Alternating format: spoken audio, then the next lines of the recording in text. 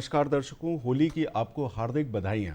हार्दिक बधाइयों के साथ साथ जो है, चूँकि 31 मार्च करीब है और हम टैक्स की प्लानिंग भी कर रहे हैं, साथ ही साथ जो है हम अपने इनकम को बढ़ाने के लिए उद्यम का भी विचार करते हैं, उद्यमिता को भी आगे बढ़ाते हैं। उद्यमिता के बारे में चर्चा करने के लिए हमारे बीच में हर्षित गोधा जी उपस्थित हुए हैं। हर्षित जी, आपका स्टूडियो में स्वागत है। और टैक्सेशन से संबंधित चर्चा के लिए हमारे बीच में उपस्थित हुए हैं बीएम पांडे जी, जो कि पेशे से चार्टर्ड अकाउंटेंट है। आपका स्वागत है कार्यक्रम में। तो दर्शकों, आप अपने कागज और पेन को लेकर के तैयार हो जाएं। अपने फ़ोन नंबर, हमारे फ़ोन नंबर स्क्रीन पर आपको दिए जा रहे हैं, उनसे आप हमसे सीधे संपर्क करके प्रश्न पूछ सकते हैं। हमारे एक्सपर्ट्स उनका उत्तर देंगे आपको। साथ ही साथ जो है, चर्चा में आज जो इम्पॉर्टेंट चीज़ है, उद्यमिता। हर नवयुवक चाहता है कि वो कुछ उद्यम करे। कुछ उद्यमी ये भी चाहते हैं कि हम साथ ही साथ जो है, टैक्सेशन में किस तरह की परेशानियां आती हैं उनको भी जानना चाहते हैं। तो उसकी बारीकियों को समझाने के लिए बीएम पांडे जी जो है, उनके प्रश्नों का उत्तर देंगे। तो चलिए हम चर्चा को आगे बढ़ाते हैं। हर्षित जी, आपसे। हर्षित जी इजराइल की तकनीक से एवोकाडो का उत्पादन कर रहे हैं, जो कि भोपाल में बिल्कुल नया है। और ये कृषि के माध्यम से ये पौधे लगा करके जो है, इनका उत्पादन कर रहे हैं और साथ ही साथ सप्लाई कर रहे हैं। मैं बिल्कुल ठीक कह रहा हूँ हर्षित जी शायद? जी, बिल्कुल ठीक कह रहे हैं आप। तो मेरा नाम आप इसके बारे में थोड़ा सा हमें विस्तार से बताएं। जी, बिल्कुल। मेरा नाम हर्षद गोदा है और मैं इज़राइल की तकनीक से भोपाल में एवोकाडो की खेती कर रहा हूँ। एवोकाडो एक साउथ अमेरिकन फ्रूट है, जो अभी वर्ल्ड की सारी वेस्टर्न कंट्रीज़ में इसका कंजम्पशन बढ़ रहा है उसका। और इंडिया में पिछले 3 सालों में 450% से इसका इंपोर्ट बढ़ा है। तो मैंने 2017 में इज़राइल जाके इसकी खेती का काम सीखा था और 2021 में अपना प्रोजेक्ट लगाया था, जिसमें मैं इज़राइल से पौधे इंपोर्ट करता हूँ और पैन इंडिया पौधे बेचता हूँ। बहुत अच्छी बात है कि मतलब आपने इतनी कम एज में किसी तकनीक को समझा और उस तकनीक को अप्लाइड किया, या उसी तकनीक के माध्यम से आपने उसको जो है बिजनेस में कन्वर्ट किया। तो बहुत अच्छी बात है कि इस उद्यमिता को स्टार्ट करते समय आपके दिमाग में इसका विचार कैसे आया? देखिए, विचार ऐसे आया कि सबसे पहले मैंने मार्केट रिसर्च करी और जी। मार्केट रिसर्च में मैंने इसकी डिमांड एनालाइज करी और ये देखा कि आने वाले कुछ समय में इसकी डिमांड इंडिया में कैसी होने वाली है। उसके बाद फिर मैंने इसकी रिसर्च में ये जाना कि क्या, अगर मैं ये काम करता हूँ तो इसमें बैरियर्स ऑफ एंट्री क्या हैं, इसमें कंपटीशन कैसा है, और अगर मैं इस प्रोजेक्ट को लगाता हूँ तो मेरे पास क्या कॉम्पिटिटिव एज है, और साथ ही साथ मैं दूसरों के लिए क्या बैरियर्स खड़े कर सकता हूँ ताकि वो मुझे कम्पीट ना कर पाएँ। और उसके बाद फिर मैंने अपना प्रोजेक्ट स्टार्ट करने से पहले ट्रायल किया और देखा कि ये हमारे वातावरण में हो भी रहा है कि नहीं हो रहा है। और उसके बाद अब हम स्टेज पे आ गए हैं कि हम इसे बड़े लेवल पे स्केल क्योंकि करने यहाँ वाले हैं। पर सबसे बड़ी समस्या ये आई होगी कि वातावरण इसको एक्सेप्ट करना। जी, तो वो आपने उसके लिए कुछ परिवर्तन किया है या सीधे देखिए, यहीं पे मैं इज़राइल की सबसे अच्छी तक? टेक्निक यूज़ कर रहा हूँ कि एक तो ये ड्रिप इरिगेशन पे काम करते हैं, तो हमें वाटर की जो सिंचाई का काम है वो पूरा ऑटोमेटिक रहता है और कम मात्रा में पानी लगता है। दूसरा, इज़राइल एक गर्म एरिया है और भोपाल में भी टेम्परेचर बहुत हाई जाता है, 45 डिग्री तक के टेम्परेचर चला जाता है। जी। उसके बाद भी और सेम कंडीशन इज़राइल में है, तो उसके बाद भी इज़राइल में वो लोग ग्रो कर रहे हैं, तो वो इसलिए क्योंकि उनके पास ऐसी वेराइटीज़ हैं, उनने डेवलप करी हैं 60 साल की रिसर्च के बाद, जो गर्म तापमान में एवोकाडो जैसा फल, जो कि एक ट्रॉपिकल फल है, वो उगा रहे हैं। तो जी। मेरा प्लान वही था कि मुझे वो वेराइटीज़ इंडिया लाके उनको खेती यहाँ इंडिया में करनी है और इंडिया में इसको मार्केट करना है। पॉपुलर करना है। बहुत अच्छी बात है। ये नवयुवकों के लिए मैं समझता हूँ कि एक अच्छा प्रोत्साहित कदम रहा है। बीएम पांडे साहब, होता क्या है कि इस तरह के बच्चे जब जो है नए उद्योग में या बिजनेस में आते हैं, तो उनके सामने दो समस्याएं आती हैं। एक तो फंडिंग, कि उनको फंड किस तरह से उपलब्ध हो। क्योंकि देखिए, वो सारे प्रयास तो अपने लेवल पर कर लेते हैं, लेकिन वहाँ पे आकर के बेचारे थोड़ा सा अपने आप को कमज़ोर पाते हैं जब उनको सही तरीके से फंडिंग नहीं मिल पाती। और फंडिंग मिलने के साथ साथ टैक्सेशन के बारे में हम आगे चल करके चर्चा करेंगे। अभी हम थोड़ा सा जानना चाहेंगे कि उनको फंडिंग के क्या क्या माध्यम हैं जिससे जो है उनको फंडिंग का सपोर्ट मिल सकता है। देखिए, बिजनेस जब हम स्टार्ट करते हैं तो सबसे पहला इम्पोर्टेंट ये होता है कि हमारे पास हम किस बिजनेस का चयन कर रहे हैं। जी। ये बहुत इम्पोर्टेंट है। जैसे मान लीजिए इन्होंने एग्रो का बेस्ड चुना, जी तो इसमें बहुत सारी चीज़ें हैं। एक तो ये खुद भी कर सकते हैं, जिसको हम सोल प्रोप्राइटर का नाम दे देते हैं। हमसे एक दर्शक जुड़ चुके हैं, नंद स्वरूप जी बाराबंकी से। नंद स्वरूप जी नमस्कार। हाँ नमस्कार सर, मैं जानना ये चाहता हूँ कि विदेशों से उद्यमित या उद्योग करने के लिए जो आपकी आवाज नंद स्वरूप जी, आपकी आवाज बहुत धीमे आ रही। अगर आप टीवी के वॉल्यूम को थोड़ा सा कंट्रोल करें, कम करें। मैं जानना ये चाहता हूँ कि विदेशों से उद्यमिता करने के लिए हमें घर वालों का सहयोग कैसा चाहिए, समाज का है, विभाग का, क्योंकि विदेशों का ना तो हमें मानक पता है, ना वहाँ के कानून कायदा हमें पता है। तो हमें वहाँ रोजगार करने के लिए, उद्यमित करने के लिए हमें किसके पास जाना चाहिए, कौन सी ट्रेनिंग लेना चाहिए जिससे हम सफल किसान या सफल व्यापारी बन सके। जी जी, नंद स्वरूप जी का प्रश्न आपसे है हर्षित जी, कि ये जो है कह रहे हैं कि एक नया उद्यमी किस प्रकार से विदेशों के नियम कायदे को समझे, क्योंकि वो रहता तो देश में है। आपके साथ तो अच्छा ये हुआ कि आप जो है वहाँ पे थे, तो इस वजह से आपने आसानी से सीख लिया।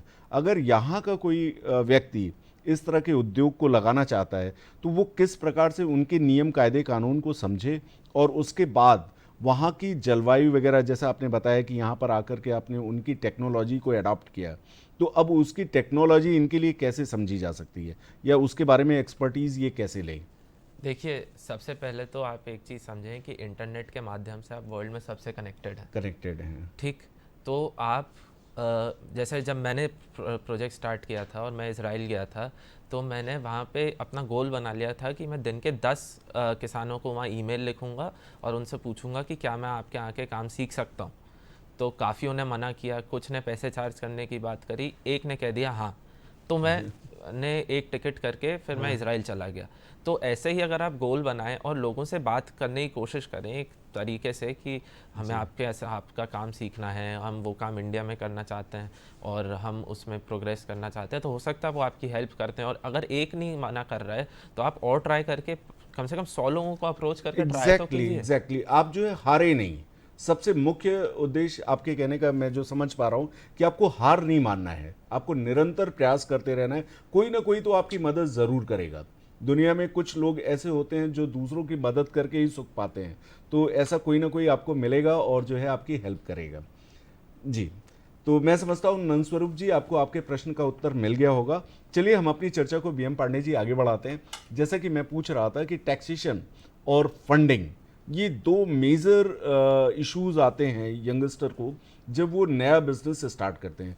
तो फंड कैसे प्राप्त करें, या फंड के कौन कौन से सोर्सेज हो सकते हैं जहां से वो आसानी से अपने स्टार्टअप को आगे बढ़ा पाएं, और टैक्स के बारे में हम थोड़ी देर में बात देखिए, दो चीज़ डिपेंड करता है, फंडिंग और टैक्सेशन। ये जो दो पहलू है, थोड़ी देर बाद ये दो जो पहलू है, सबसे पहले स्टार्ट होता है इनकॉर्पोरेशन से। और इनकॉर्पोरेशन डिपेंड करता है कि आप किस मोड को अडॉप्ट कर रहे हैं। जी, तो जैसे अपने पास सोल प्रोप्राइटरशिप है, पार्टनरशिप है, कंपनी है, इस मोड पे टैक्सेशन भी बदलता है, इस मोड पे फाइनेंस का जो अवेलेबिलिटी है, वो सारी चीजें भी बदलती। जी जी, तो डिपेंड ये करता है कि आप किस चीज को चुन रहे हैं। तो मोस्ट प्रोबेबल जो आज के रेट में जो छोटे एंटरप्रेन्योर है, वो सोल प्रोप्राइटर या पार्टनरशिप की तरफ मूव करते हैं, क्योंकि उनके पास फंडिंग होती नहीं, सोर्स ऑफ फंड होता नहीं।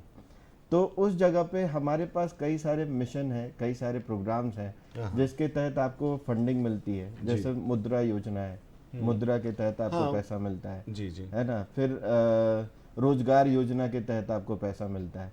तो वो डिपेंड करता है कि आप क्या कर रहे हैं, सबसे पहला चीज। दूसरा चीज, मेरे को एक बात समझ में आती है, जो बिजनेस करने पे आते हैं तो मोस्ट लोग अपने खर्चे बचाने की कोशिश करते हैं।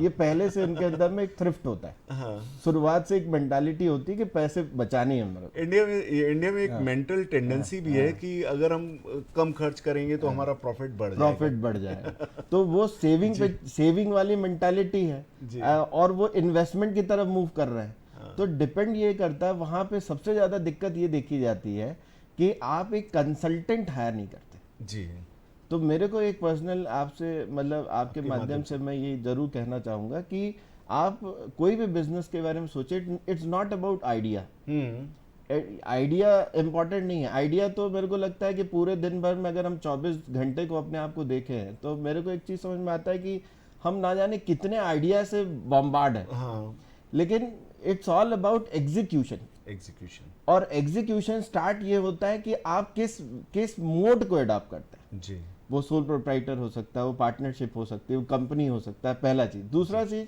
मेरे में एक चीज़ और समझ में आता है कि फाइनेंस से पहले आपको ये बहुत इंपॉर्टेंट है कि आप सारे जो स्टैट्यूटरी कॉम्प्लाइंसेस हैं उनको पढ़ें, उनको आप पूरा करें, पूरा, हाँ, उनको आप समझें समझें। और उनको आप पूरा करें। लेकिन मेंटालिटी यहाँ पे ये है कि आप अगर कंपनी डाल रहे हैं या सोल प्रोप्राइटर मोड पे मूव कर रहे हैं तो सबसे पहले आप रजिस्टर्ड नहीं करते, खाता नहीं खुलवाते, आपको पता ही नहीं है। सेविंग खाते, करंट अकाउंट बिजनेस के लिए होता है, आप सेविंग खाते पे खींचे पड़े हैं। एग्जैक्टली, ये सबसे बड़ा पार्ट आता है। अगर ये लीगैलिटीज, मैं समझता हूँ कि कोई भी नवयुवक उद्यम स्टार्ट करने के पहले, बिजनेस स्टार्ट करने के पहले अगर ये लीगैलिटी कंप्लायंसेस को पूरा करता पूरा है करे। तो कोई ना कोई financial institution, seed funder Exactly. या बैंकर्स, ये लोग आकर और के उनको जो है सर मदद मैं देंगे। ये देखा कि जो बैंक है, बैंकों में डर किस बात की कि सर पता नहीं कि आज तो ये खोला है, पता चला कल बंद करके इसका चाचा चला रहा हो, फिर हम इसको कहाँ ढूंढेंगे। एग्जैक्टली, ये सबसे बड़ा उनमें डर है।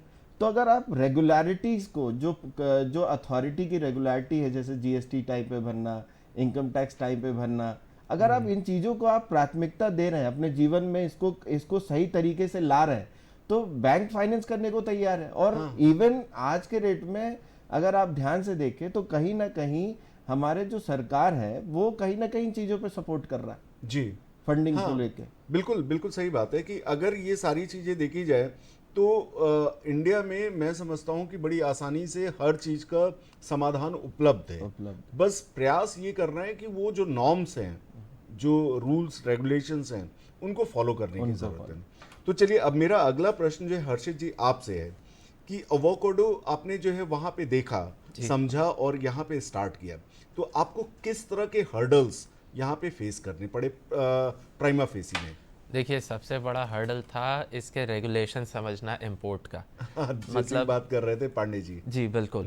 तो क्या है, प्लांट एक लिविंग ऑब्जेक्ट है जो आप दूसरी कंट्री से अगर इंडिया में मंगा रहे हैं तो उसके बहुत ज़्यादा रेगुलेशंस होते हैं। और एक अपना डिपार्टमेंट है, प्लांट क्वारंटाइन डिपार्टमेंट, वो ये चेक करते हैं कि आप अपने पौधे के साथ कोई इंसेक्ट, पेस्ट, डिजीज़ या फंगस तो नहीं ले आए। तो उसके जो नॉर्म्स होते हैं, आपको लाइसेंस लेने पड़ते हैं, इंपोर्टर एक्सपोर्टर कोड लगता है, फिर जो बेसिक रिक्वायरमेंट्स होती हैं, जीएसटी सर्टिफिकेट, गुमास्ता, और उसके बाद हम इंपोर्ट अपनी चर्चा को आगे बढ़ाएंगे। हमसे एक दर्शक जुड़ चुके हैं, डॉक्टर प्रदीप साहू जी। प्रदीप जी नमस्कार।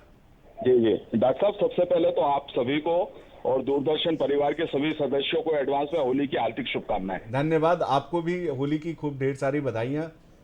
हाँ, मैं ये पूछना चाहता हूँ, दोस्त आपने बताया कि आप इजराइल से कोई फ्रूट लाकर यहाँ पर कल्टीवेट कर रहे हैं। जी, ऐसा जनरली कहते हैं, जहाँ तक मैंने बॉटनी को पढ़ा, समझा, पीएचडी किया मैंने बॉटनी में, और जनरल नॉलेज भी है कि कोई भी जो फ्रूट्स होता है वो उस कंट्री के क्लाइमेट के हिसाब से सूट करता है और वहाँ के लोगों के हिसाब से वो फिट बैठता है। बिल्कुल ये कुदरत का दिया हुआ गिफ्ट है। हाँ। तो उस फ्रूट्स की आपको क्या जरूरत पड़ी कि वो यहाँ पर लाना पड़ा, और उसकी न्यूट्रिशनल वैल्यू ऐसी क्या है जो हमारे इंडियन फूड्स में नहीं है? जी, एक तो प्रश्न आपका ये है। दूसरा प्रश्न डॉक्टर साहब मेरा टैक्स पर है कि जो टीडीएस है और जनरल इनकम टैक्स है, इन दोनों में क्या एक हेयरलाइन ऑफ डिफरेंस होता है? वो हेयरलाइन ऑफ डिफरेंस क्या होता है, थोड़ा बताइए प्लीज, है ना? जी जी जी। तो इनका प्रश्न आप दोनों से है। तो पहला तो हर्षित जी आपसे इनका प्रश्न है कि न्यूट्रिशन ये ऐसा क्या था कि देखिए वहाँ के, जैसे कि आपने स्टार्टिंग में बताया कि वहाँ के क्लाइमेट को आपने यहाँ के क्लाइमेट से मैच किया, इट इज़ क्वाइट सेम। तो इनका प्रश्न ये था कि अगर जो है ऐसी क्या बात थी कि वो एवोकाडो जो है आपको इंडिया में लाना पड़ा, जिसका न्यूट्रिशन वैल्यू मतलब उसके न्यूट्रिशन वैल्यू में आपने कुछ इंपॉर्टेंस देखी, या कुछ ऐसी बात थी कि जो आपको वहाँ से ये समझ में आया कि नहीं, ये फ्रूट जो है यहाँ पे भी होना चाहिए। और इनका कहना था, जो जिसका आंसर आपने पहले ही दे दिया था, कि उसके कल्टीवेशन में या उसको उगाने में आपको किस तरह की समस्याओं का सामना करना पड़ा? तो देखिए, न्यूट्रिशन वैल्यू के बहुत इंपॉर्टेंट है। इस मतलब जो रीज़न है मेन कि इंडिया में मैं एवोकाडो क्यों लाया, तो वो ये है कि मैं इसकी स्टोरी ऐसा है कि मैं हेल्थ एंड फिटनेस को लेके काफ़ी पैशनेट हूँ, और मैं यूके में डेली एवोकाडो इसलिए खाता था क्योंकि ये इसमें हेल्दी फैट्स होते हैं जो ऑलिव ऑयल में भी मिलते हैं। ये आपके कोलेस्ट्रॉल को कंट्रोल करके रखता है, आपके हार्मोन्स को रेगुलेट करता है। इसमें पॉलीअनसैचुरेटेड फैट्स होते हैं जो कैंसर से प्रिवेंटेटिव तरीके से आपको बचा के रखते हैं, और इंडियन डाइट में ये अभी नहीं था इतना, और सिर्फ एलीट जो थी इंडिया की वो ही लोग इसे खाते थे। और साथ ही अभी अगर आप पिछले 3-4 साल में देखेंगे तो इंडिया में हेल्थ एंड फिटनेस का क्रेज़ बढ़ रहा था, और अभी भी बढ़ रहा है काफ़ी स्पीड से। आफ्टर कोरोना जो है लोग हाँ। थोड़े से स्पेसिफिक हुए हैं अपने फिटनेस फ्रीक को लेकर। एग्जैक्टली जैसे वीगन डाइट आने लगी, आपकी कीटो डाइट आने लगी। पहले इसके बारे में किसी को कुछ पता नहीं था, आप सब जानते हैं। तो इन दोनों डाइट में एवोकाडो का सेवन बहुत होता है। जी जी। तो तब मेरे को लगा, और मैंने इसके थोड़ा रिसर्च किया था गूगल पे कि अपने यहाँ वीगन और कीटो डाइट का ग्राफ कैसा है और प्रोजेक्शन कैसा है उसका, तो वो एकदम अपवर्ड प्रोजेक्शन था। तो साथ ही साथ एवोकाडो का भी मैं मानता हूँ कि ऊपर ही जा रहा है, और जो पिछले 3 साल में मैंने आपको बताया 450% से इम्पोर्ट बढ़ा है। तो इसलिए मैंने ये प्रोडक्ट चूज़ किया क्योंकि हेल्थ भी अच्छी है, डिमांड भी है और अपीलिंग भी है। और इसकी खेती करते समय आपको जो समस्याएं आई थी उसके बारे में भी डॉक्टर साहब ने पूछा है, तो क्योंकि वो भी बॉटनी के ही डॉक्टर हैं, उन्होंने काफ़ी रिसर्च वगैरह किया है। तो उनका कहना था कि वहाँ का क्लाइमेट और यहाँ के क्लाइमेट में जो है फ़र्क है। हाँ। तो आपने उसको कैसे बैलेंस किया? देखिए, वैरायटी का सिलेक्शन इस हिसाब से किया जाता है जो वहाँ की जो ज़मीन की मिट्टी को मैच कर सके और क्लाइमेट को टॉलरेट कर सके।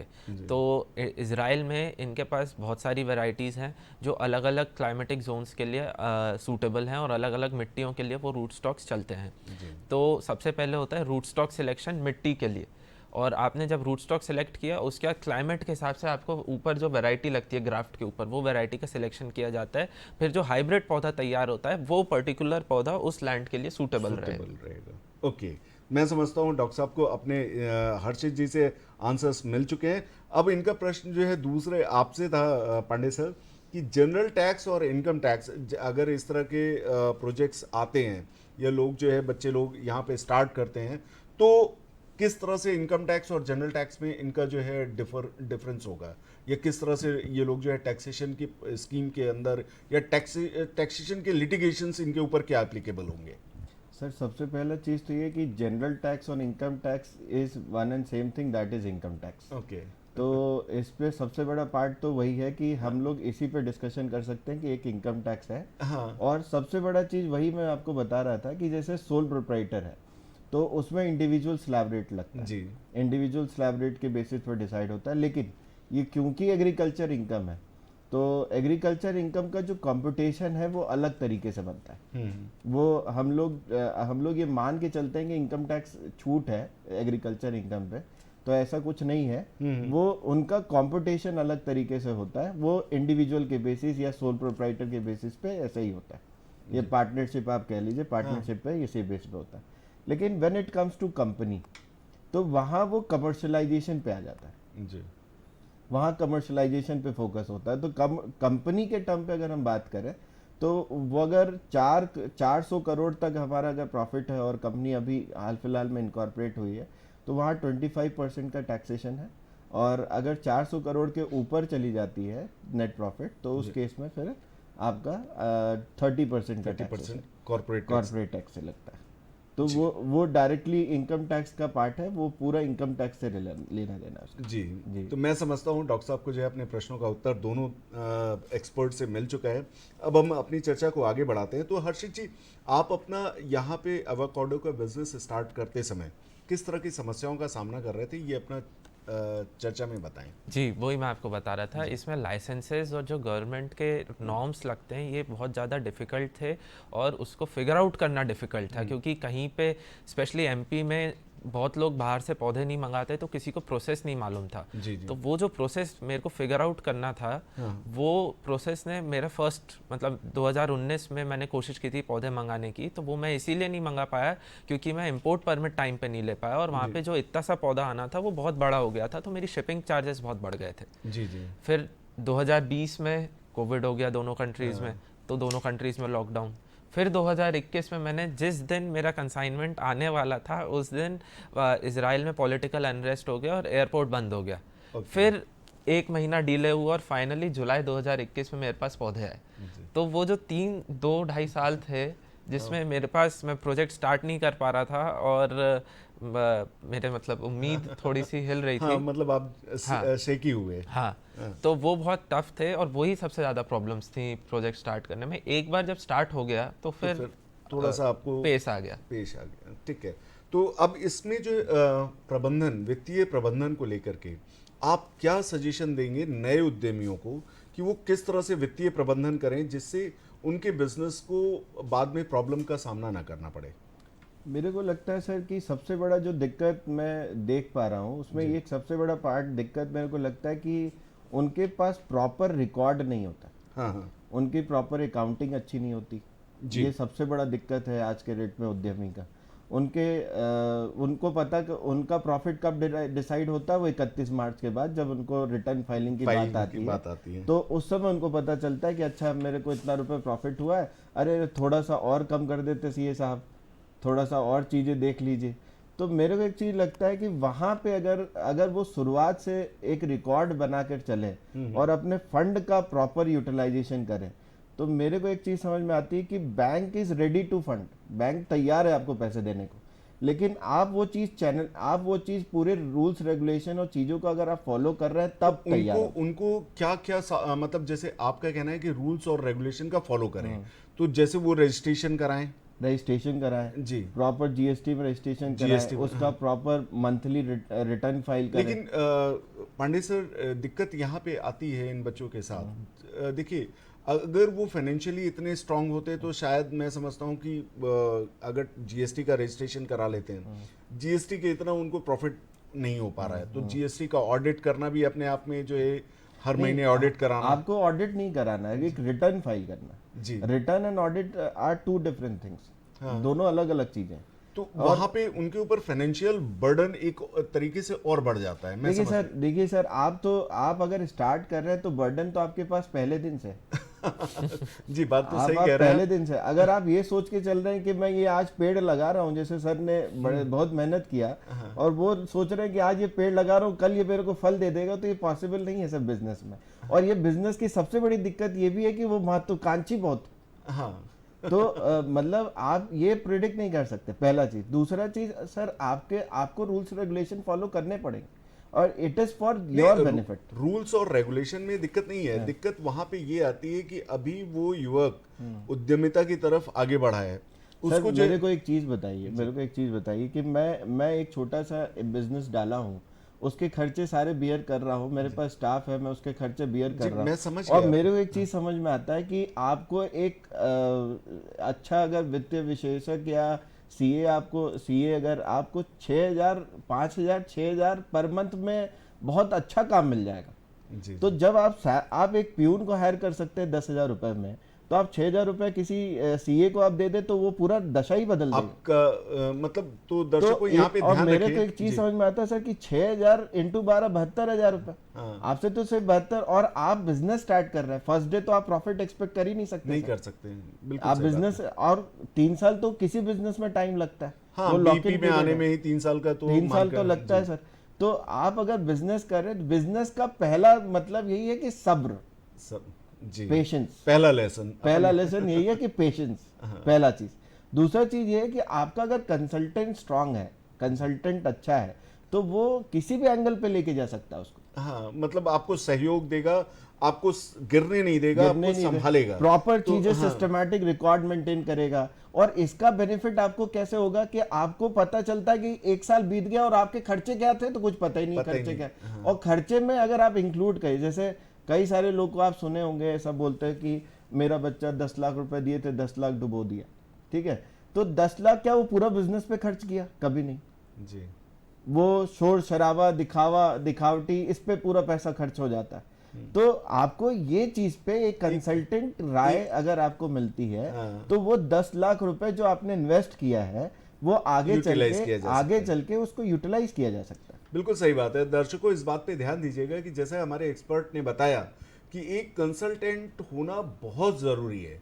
कंसल्टेंट उस एरिया का एक्सपर्ट होता है, वो आपको कॉस्ट कटिंग, आपका सही डायरेक्शन में बिजनेस को ले जाना, बिजनेस में भटकाव ना आने को संभालता है। वो आपको सही सलाह देता है, सही समय पर सही एक्शन का इंफॉर्मेशन प्रोवाइड करता है, उससे आप अपनी प्रॉफिटेबिलिटी को और बढ़ा सकते हैं। तो मैं जैसा आपकी बातों से समझ पाया कि एक कंसल्टेंट होना अपने बिजनेस आइडिया को स्ट्रांग बनाने के लिए बहुत ज़रूरी है। बहुत जरूरी। जी, तो चलिए हर्षित जी, अब मेरा प्रश्न आपसे है कि इस तरह के उद्यम में आप आने वाले समय में किस तरह के अवसर देख रहे हैं? अच्छा, देखिए एवोकाडो की हम बात करें अगर, तो इसमें एक तो फ्रूट सेलिंग ही बहुत बड़ा बिजनेस बनेगा आगे जाके। जैसे इंडिया में आज से 20 साल पहले एप्पल शिमला और कश्मीर में आया था, वैसे ही आने वाले 20 साल अब एवोकाडो के होने वाले हैं। और रही बात उसके अलाइड एक्टिविटीज़ की, तो देखिए इसमें एवोकाडो ऑयल बनता है जो कुकिंग में यूज़ होता है और ऑलिव ऑयल से अच्छा उसे माना जाता है।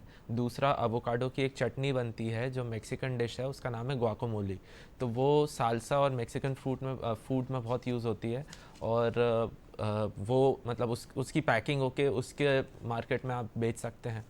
साथ ही जो पूरी कोल्ड चेन वो बनेगी, इसकी सप्लाई चेन बनेगी, तो उसमें हर स्टेप में हमें एक पहले तो रीफर ट्रक्स की रिक्वायरमेंट रहती है, फिर राइपनिंग चेम्बर, कोल्ड स्टोरेज, फिर तो ये सब अलाइड एक्टिविटीज़ और सेक्टर्स हैं जिनमें इस बिज़नेस से और बढ़ावा आएगा और युवक मतलब इस तरह की उद्यमिता से जो है ज़्यादा से ज़्यादा लाभ कमा पाएंगे। बहुत अच्छी बात है।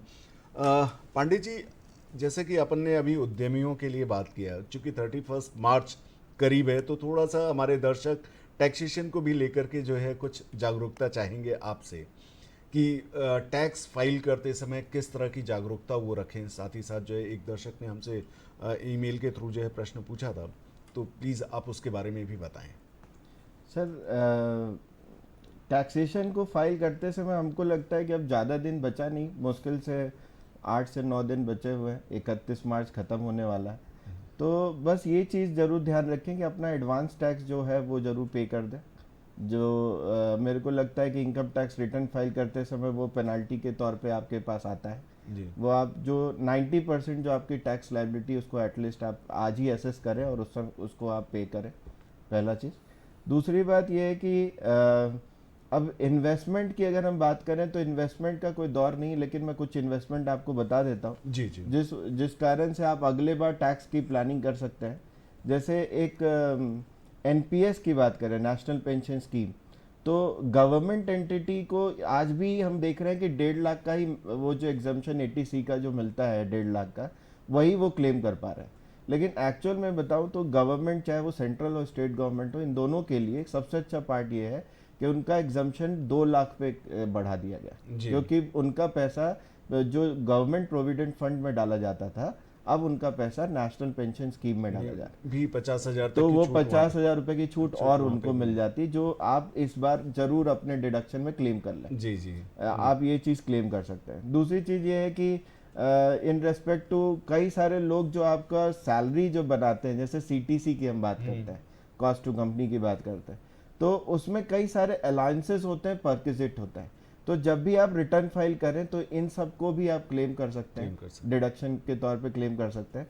लेकिन ये आप जब ओल्ड स्लैब रेट को फॉलो कर रहे हैं, ओल्ड स्लैब रेट को फॉलो कर रहे हैं, ओल्ड सिस्टम को फॉलो कर रहे हैं, तब पंडित जी एक प्रश्न और भी बनता है इस पर, वो भी हम जानना चाहेंगे कि ओल्ड रिजिम और न्यू रिजिम में किन किन लोगों को ओल्ड रिजिम से जाना चाहिए और किन टैक्स पेयर्स को न्यू रिजिम में टैक्स फाइल करना चाहिए। देखिए बहुत अच्छा सवाल है ये, और मेरे को लगता है कि ये ज्यादा लोगों का क्वेश्चन है जी। अगर आपने कोई इन्वेस्टमेंट नहीं किया साल भर में, हाँ, तो मेरे को लगता है कि आपको न्यू टैक्स रिजिम ले लेना चाहिए, नहीं लेना, आंख बंद करके ले लेना चाहिए, बंद कर लेना, क्योंकि आपने कोई इन्वेस्टमेंट नहीं किया है, तो उसके लिए आपके लिए बेहतरीन यही हो। हाँ। लेकिन अगर आप कोई इन्वेस्टमेंट कर रखे हैं, और ज्यादातर जो सर मजे की बात ये कि 80C में ही इन्वेस्टमेंट है, हाँ, 80C से मतलब सारे इन्वेस्टमेंट 80C में ही आ जाते हैं, 80CCD में। बिल्कुल। तो कभी पूछा गया कि कभी मैं पूछता हूँ अपने से कि यार तुम्हारा तो 1.5 लाख रुपए का छूट था, तुम ज्यादा लेके बैठे हो, इसका क्या सेंस है? कुछ नहीं सर, वो बैंक वाले ने कहा था कि 80C में छूट मिल जाता है, इसलिए हमने ले लिया। अब तो आप ये समझिए कि तो मतलब आपका दर्शकों को ये भी जानना चाहिए कि 80C में केवल 1.5 लाख 1.5 तक लाख की का ही ही छूट छूट है, भले ही आप एनपीए वो अलग अलग स्कीम में डाल दें, उससे कोई फायदा नहीं कोई है। फायदा नहीं होता। पहला आप चीज है। छूट केवल 1.5 लाख तक की दूसरा ले आप पाएंगे। अपने टैक्स की प्लानिंग करें, जी है ना। तो आप जरूरी नहीं कि 80C में ही पूरा पैसा लगा दें, कई सारी चीजें हैं जैसे।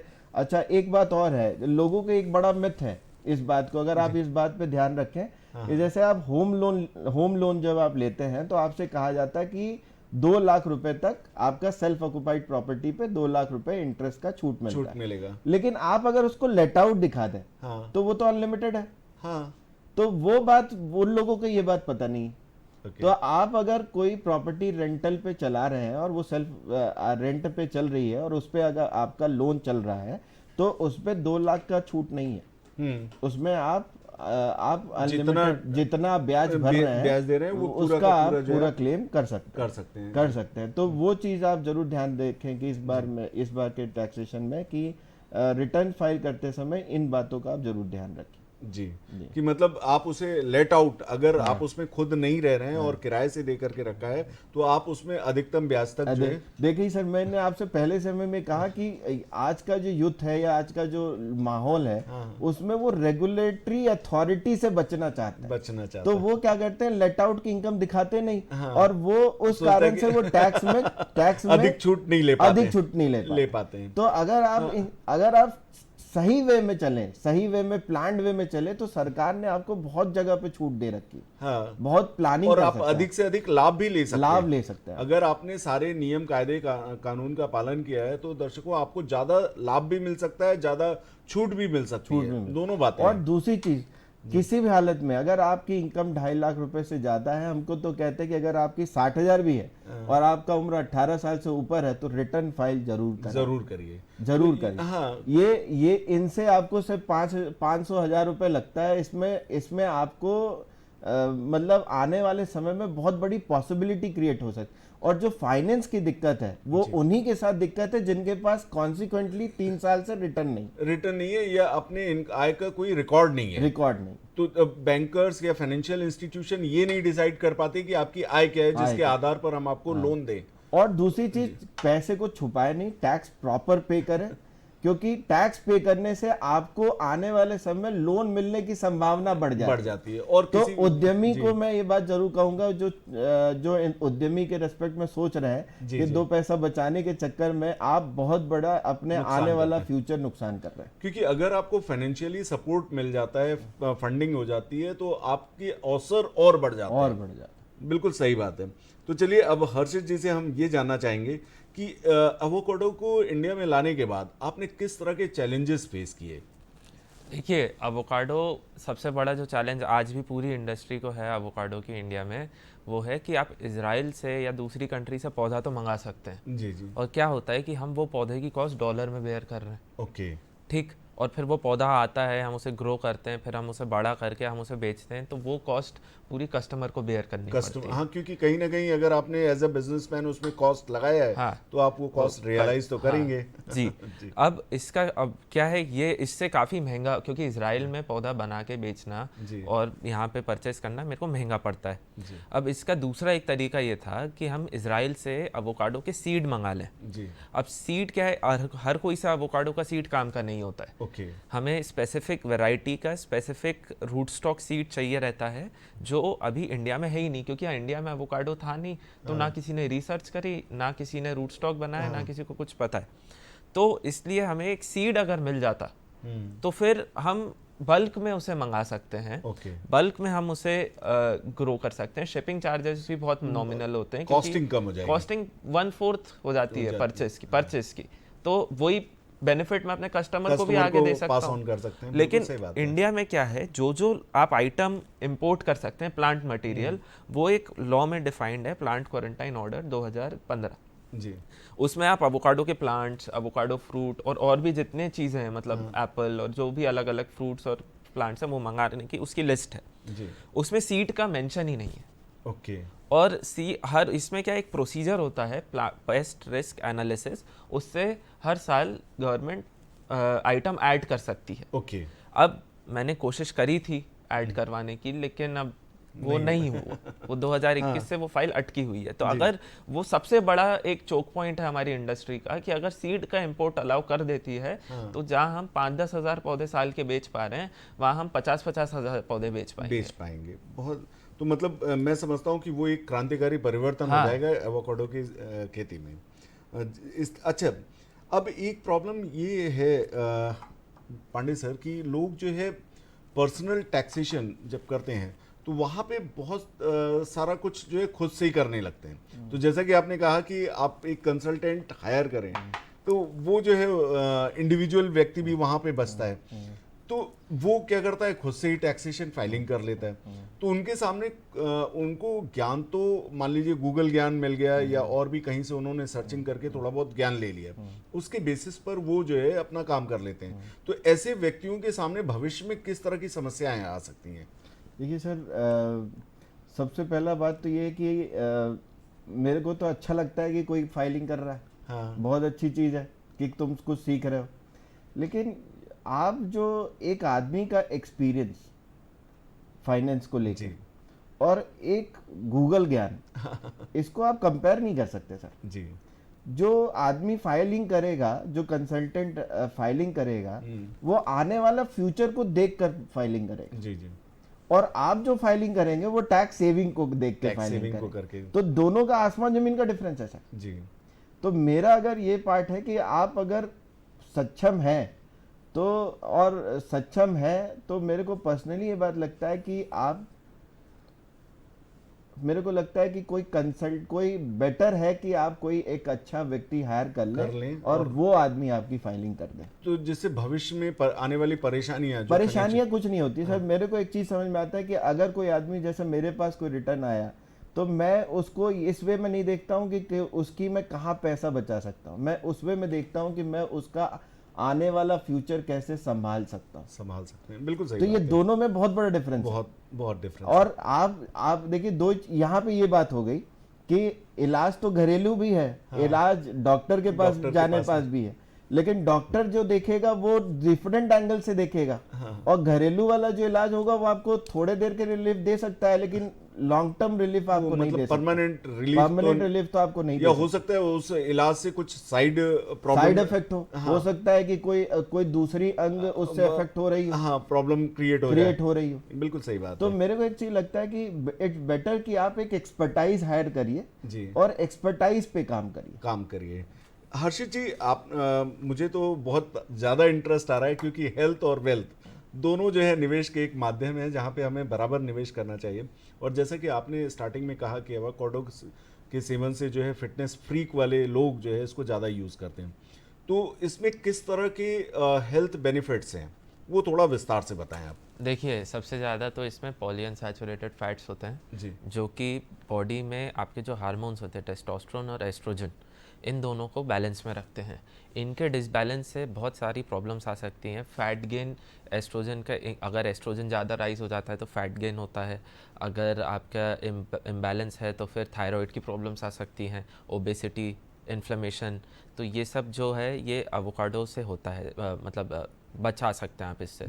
दूसरा कि कीटो और वीगन डाइट्स जो हैं, जो लोग फॉलो करते हैं अपनी हेल्थ के लिए, तो कीटो डाइट में क्या होता है, हाई फैट खाना ज़रूरी रहता है क्योंकि कार्बोहाइड्रेट्स आप ज़्यादा लेते नहीं हैं। तो हाई फैट में वेजिटेरियन ऑप्शंस में फिर जो अच्छे फैट्स हैं उसमें आपके पास घी, एवोकाडो ऑयल, एवोकाडो और ऑलिव ऑयल, ऑलिव्स, यही सब ऑप्शंस हैं। आपके पास ज़्यादा ऑप्शंस हैं नहीं। तो ये किस तरह के स्वास्थ्य वाले जो इसका सेवन करें? जैसे मैं कहता हूँ मैं बहुत फैटी अपने आप को फील करता हूँ, तो क्या मुझे इसके खाने से फ़ायदा हो सकता है? जी बिल्कुल। तो ये अकेले खाने से फ़ायदा नहीं होगा। देखिए, ये आपको अपनी बची हुई डाइट के साथ जोड़ के उसको पूरी डाइट को हेल्दी करना पड़ेगा।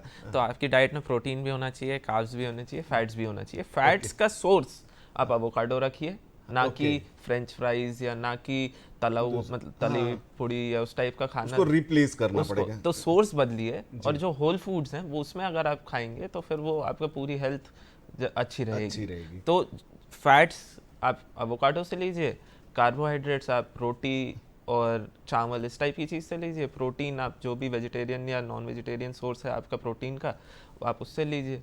तो ऐसे एक balance, हाँ। होलिस्टिक डाइट में ये एक पार्ट होता है इम्पोर्टेंट, जो आपको हेल्थ को अच्छा बना वो के रखे। करेगा। बड़ा अच्छा मतलब फील हो रहा है कि हेल्थ भी बन रही है और वेल्थ की भी बात हो रही है। इसका एक्चुअली आइडिया ऐसे आया था क्योंकि मैंने एक पर्सनल ट्रेनिंग का कोर्स किया हुआ है। Okay. सर्टिफाइड फिटनेस ट्रेनर था मैं यूके में जब मैं यूनिवर्सिटी में था।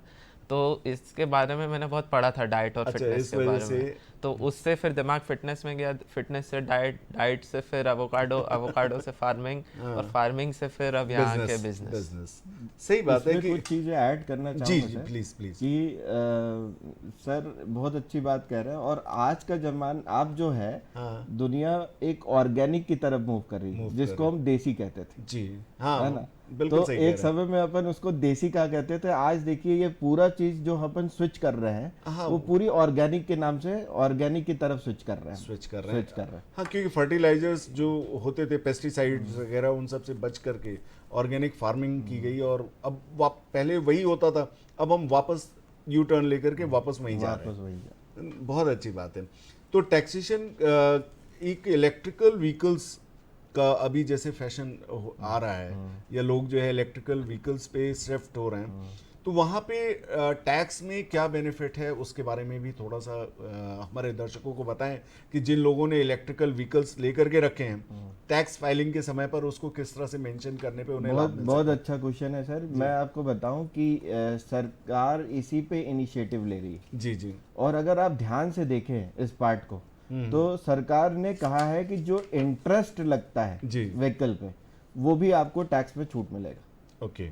दोनों ही छूट मिलेगा। मतलब क्या हो गया, अब आप पहले देखिए, हम लोग कार खरीदते तो उसपे ब्याज पे कोई छूट नहीं था, सिर्फ हमको होम लोन पे मिल रहा था। हाँ। लेकिन इलेक्ट्रिक व्हीकल पे भी आपको छूट है। ओके, तो वहां पे जितना अगर ब्याज व्हीकल तो भरते अपन हैं, खरीदेंगे ही, हाँ, तो क्यों ना इलेक्ट्रिकल व्हीकल खरीदें। इलेक्ट्रिकल व्हीकल तो एक जो है अपने को एनवायरमेंटल फ्रेंडली हो गया, और साथ ही साथ जो है जेब पे भी कुछ राहत आ गई।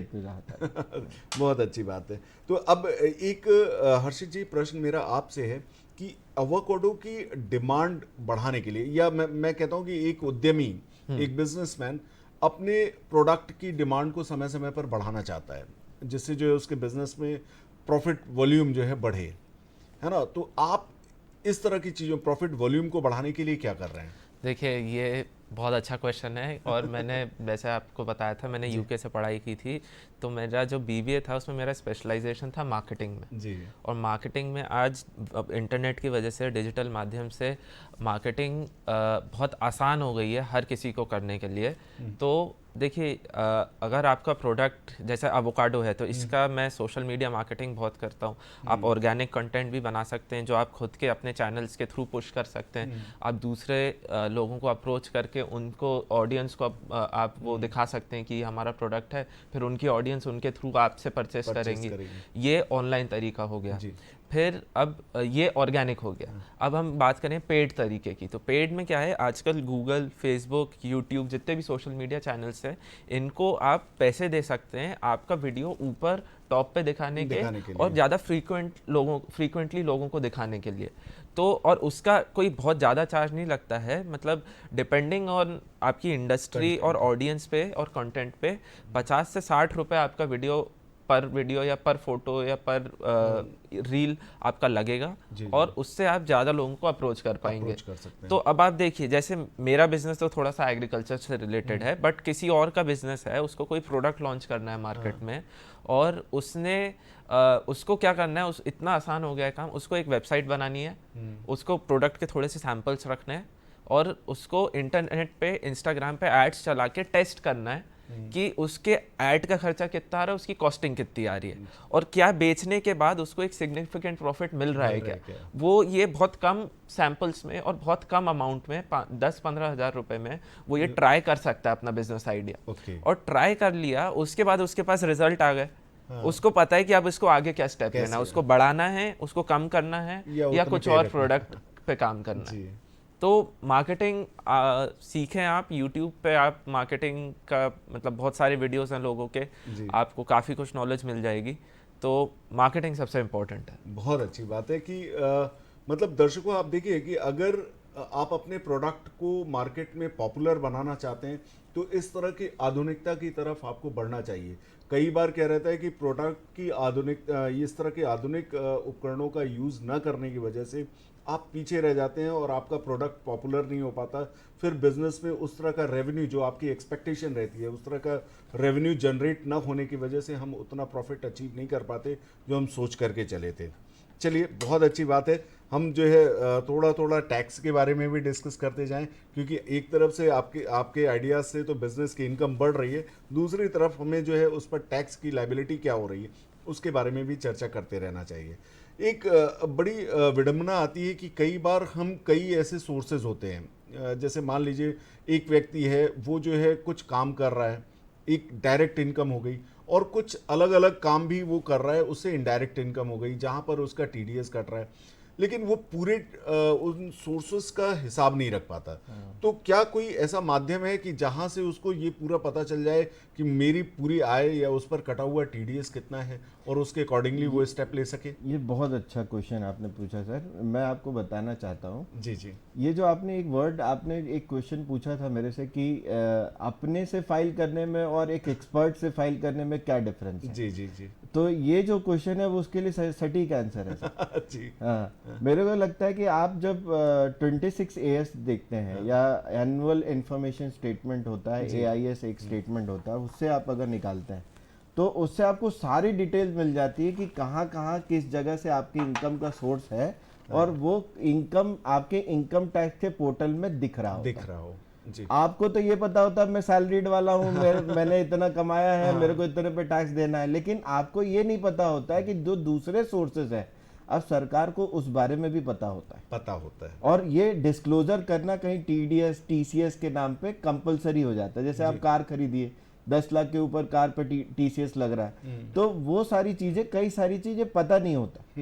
तो आपको तो ये बात पता नहीं है, लेकिन अगर वो एक्सपर्ट हैंडल कर रहा है तो इन सब पैरामीटर्स को वो ध्यान में रखकर सारे वो इनकम टैक्स रिटर्न फाइल करेगा। तो आपको वहां पे जो है भविष्य में किसी तरह की दिक्कत का सामना नहीं कर। और ऐसा होता है कि हम आज रिटर्न फाइल कर दिए, 2 साल 3 साल के बाद एक नोटिस आ रहा है कि आपने इसको छुपा लिया था, इसको नहीं बताया था, इस तरह के नोटिस आते हैं। तो अब उस समय आपको लगता है कि अब उस समय क्या करें, तो आप फिर उस समय एक्सपर्ट का सहारा लेते हैं, और एक्सपर्ट उसके लिए चार्जेस लेता है, क्योंकि वो बहुत कॉम्प्लिकेटेड हो चुका होता है। तो कॉम्प्लिकेट बनने से पहले बचने के लिए आपको पहले ही इन चीजों को ध्यान देना होता है, और वो एक्सपर्ट आराम से कर लेता है। ठीक है हर्षित जी, अभी इस तरह के देखिए, आप तो एक मतलब सफलता की राह पर चल पड़े हैं। आप क्या ऐसा करना चाहेंगे या किस तरह से जो है लोगों को बताना चाहेंगे कि जिसमें वो इम्पोर्टेंट स्टेप्स जिससे उनका फ्यूचर उद्यमिता में सुरक्षित हो जाए? देखिए, सबसे पहले तो आप ऐसी इंडस्ट्री या स्किल्स परस्यू करें, क्योंकि फ्रीलांसिंग भी कोई कर सकता है जी। तो ज़रूरी नहीं है बिजनेस ही हो, फ्रीलांसिंग में भी आप अच्छे कमा सकते हैं। तो ऐसी स्किल्स या ऐसी इंडस्ट्री पकड़िए जिसमें आपको दिख रहा है कि हाँ, आने वाले टाइम में फ्यूचर बहुत अच्छा होने वाला है और वो एक राइजिंग पाथ पे हो। सेकंड, आप अपने आप को सेल करना शुरू कीजिए, और अपनी मतलब एक ऑडियंस बना के यूट्यूब, इंस्टाग्राम, फेसबुक, इन सब पे, लिंक्डइन पे। और उसके बाद आप रिस्क लेने से मत घबराइए। मतलब आप ऑडियंस एक दिन में नहीं बनती है। मैंने पहला वीडियो यूट्यूब का 2019 में बनाया था, आज 2024 हो गई है, 5 साल के बाद अब जाके मैंने ट्रैक्शन गेन किया है। तो यही मैं आप लोग को भी कहना चाहूँगा कि अपना एक स्किल सेट या इंडस्ट्री चूज़ करके उस पर ऑडियंस बना के फिर आप उसे मोनेटाइज कर सकते हैं 2 से 2.5 साल बाद। तो ये एक स्टेप, मतलब ये एक प्रोसेस है जो लोग फॉलो करें तो वो फेलियर के चांसेस बहुत कम हो जाते हैं। मतलब भविष्य में आप जो है सफलता की तरफ जो है जा सकते हैं। सही बात है। कई बार पांडे साहब जो है कई ऐसे वो टैक्स पेयर्स होते हैं जो मकान खरीदते हैं, मकान कुछ समय बाद बेचते हैं, तो उनको किस तरह की सावधानी रखनी चाहिए मकान बेचते समय इनकम टैक्स भरने में? ये भी बहुत अच्छा क्वेश्चन है सर जी। और ये मेजर प्रॉब्लम है। आप देखिएगा मोस्ट प्रोबेबल केस में ऐसा होता है कि लोग जमीन बेच के खाते में पैसा डाल लेते हैं, हाँ, और जबकि उनको नहीं करना चाहिए जी। एक चीज याद रखिए कि कभी भी आप जमीन बेचें, घर बेचें, तो एक कैपिटल गेन अकाउंट स्कीम है, उसमें आप अपना खाता खुलवाएं, उसमें आप अपना पैसा डालें और उससे आप अपना निवेश दिखाएं। तो एक सावधानी तो आपको जरूर मेंटेन करनी चाहिए, अपने पर्सनल खाते में पैसा बिल्कुल ना रखें। अगर कैपिटल गेन से पैसा मिल रहा है तो वो पर्सनल अकाउंट में रखना ही बिल्कुल नहीं नहीं है। रखें, वो कैपिटल गेन अकाउंट स्कीम में डालें। पहला चीज। दूसरा चीज, आप जमीन से अगर आप घर ले रहे हैं तो छूट है, घर से घर ले रहे हैं छूट है, घर से जमीन ले रहे हैं कोई छूट नहीं है। इस बात को आप ध्यान रखें। अच्छा, उस जमीन पर वो 2 साल या 3 साल के अंदर घर बना लेते हैं तो अब वो पार्ट पे आते हैं। तो आपने जमीन बेचा, आपके पास दो तरह का पैसा आया, एक पैसा आया कैपिटल गेन का और एक पैसा आया विदाउट कैपिटल गेन का, जो आपका प्रिंसिपल वैल्यू जो पूंजी है, तो उस पे टैक्सेशन लगता नहीं, आपका टैक्सेशन लगता है कैपिटल गेन पे। तो आपको सरकार समय देती है, इनकम टैक्स समय देता है, कहता है कि 2 साल के अंदर आप अपना नया घर देख लो, आप उसमें वो पैसा लगा दो तो छूट मिल जाएगा।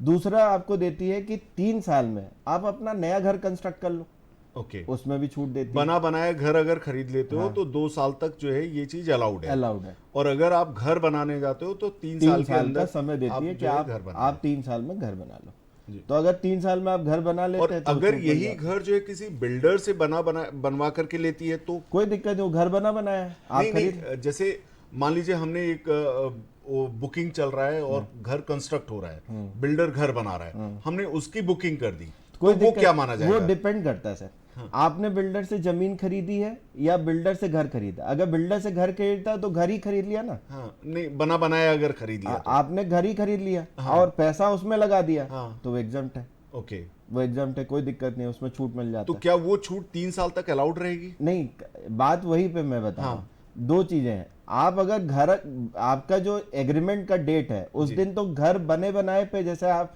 आज घर नहीं एग्रीमेंट पे डिपेंड करेगा कि वो घर कैसा कि घर आपका बना के ही उसको देना है और उसमें आपने 50 लाख कैपिटल गेन रखा है, 50 लाख लगा दिया तो वो छूट है, उसमें कोई आपको उसमें टैक्स पे करने है। लेकिन आपने अगर आपको अपना प्लॉट खरीदे और उस पर घर बनाना तो उसमें 3 साल का वैलिडिटी। चलिए, तो समय जो है समाप्ति की तरफ है। हर्षित जी, हम आपसे 2 बातें जानना चाहेंगे कि आपकी उद्यमिता के पीछे सफलता जो मिली है उसके पीछे किसका हाथ है, और या किस तरह से आप सबको धन्यवाद देना चाहेंगे कि किन किन लोगों ने आपको इस तरह उद्यमी बनने में सहयोग किया, और साथ ही साथ हमारे दर्शकों को क्या संदेश देना चाहेंगे, बहुत संक्षिप्त में। देखिए, सबसे ज़्यादा सहयोग मेरे फैमिली का रहा है, और मेरे 2019 से लेकर 2021 बहुत कठिन थे, और उस टाइम पे मेरा बिज़नेस स्टार्ट भी नहीं हो पा रहा था, मेरी पढ़ाई हो चुकी थी, मैं अपने दोस्तों को देख रहा था कि वो सब अपने अपने करियर की राह पे चल गए थे जी। तो मेरी फैमिली का जो सपोर्ट उस टाइम रहा था वो सबसे इम्पोर्टेंट था। और दूसरे बाकी दर्शकों को मैं ये बोलना चाहूँगा कि आप उद्यमिता की तरफ बढ़िए, इससे घबराएं नहीं। अभी फंडिंग बहुत आसान हो गई है, तो आप अपने आइडियाज़ लेके मार्केट में घुसने की कोशिश कीजिए, आपको सफलता ज़रूर मिलेगी। बहुत अच्छी बात है। पांडे साहब, जो है आप हमारे दर्शकों को क्या संदेश देना चाहेंगे जिससे टैक्स से वो बच सकें, टैक्स की ये बारीकियों से बच सकें, या जो उसमें कॉम्प्लिकेशन आते हैं उससे बच सकें? मेरे को लगता है सर, आप प्रॉपर चीज़ें, एक सत्यता रखिए, ईमानदारी रखिए, और एक कंसल्टेंट जरूर हायर करिए जो एक्सपर्ट होता है वो अपने फील्ड का, वो आपको एक बेस्ट सलाह दे पाएगा, बेस्ट चीज़ें वो करवा पाएगा, पहला चीज़।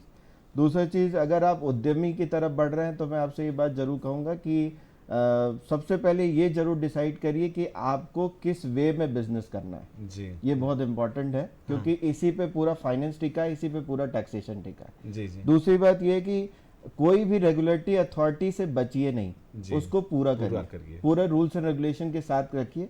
तीसरी चीज, पेशेंस रखिए, पेशेंस के साथ, क्योंकि बिजनेस में सबसे बड़ा खेल पेशेंस का होता है। अगर आपके पास पेशेंस है तो प्रॉफिट। तो समय की समाप्ति की तरफ है। एक बार आप लोगों का बहुत बहुत धन्यवाद, आप स्टूडियो में पधारे और हमारे दर्शकों को ढेर सारी जानकारी दी।